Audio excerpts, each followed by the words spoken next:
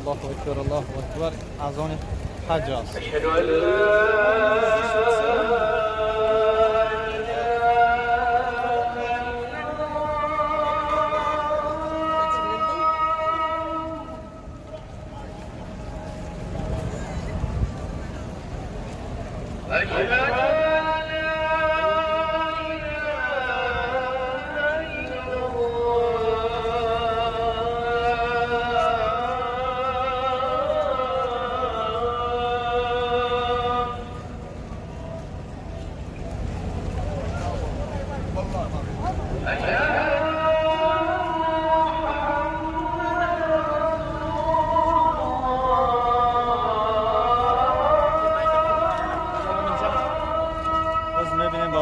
باز می‌بینیم برادران عزیز وقتی نماز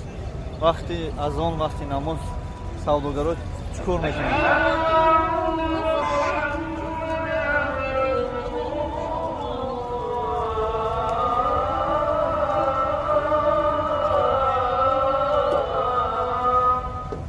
باز مکمتر انتظار میشن و می‌بینیم وقتی نماز جمع میکنیم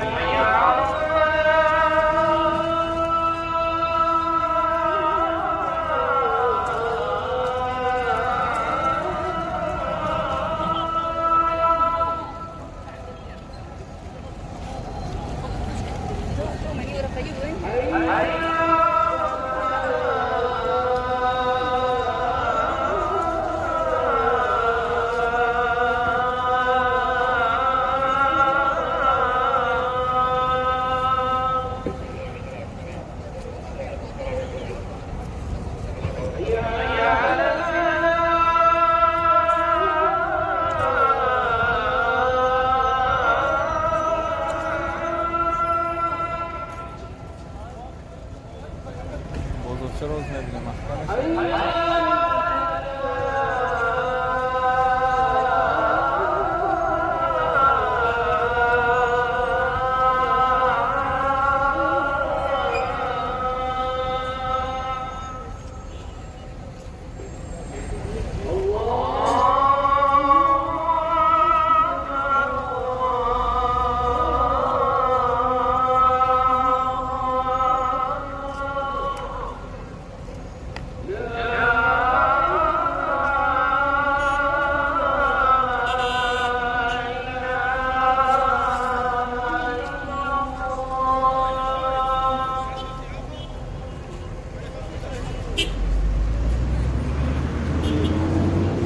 برادرها حاج می‌بینیم و حقیقت هم اصلی چکش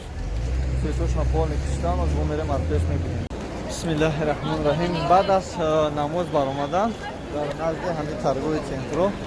و در هر جو گوشه و کنار همین راه آدم‌ها می‌ایستند زنک‌ها می‌ایستند مردک‌ها می‌ایستند سیاه‌پوستا می‌ایستند من همین چای می‌چشم چای گرم چیزی داشتن می‌تونید آماده خیر می‌کنن بعد این برادران می‌ایستند کدام خیر کنه این برادرها یک روبل مثال می‌چیم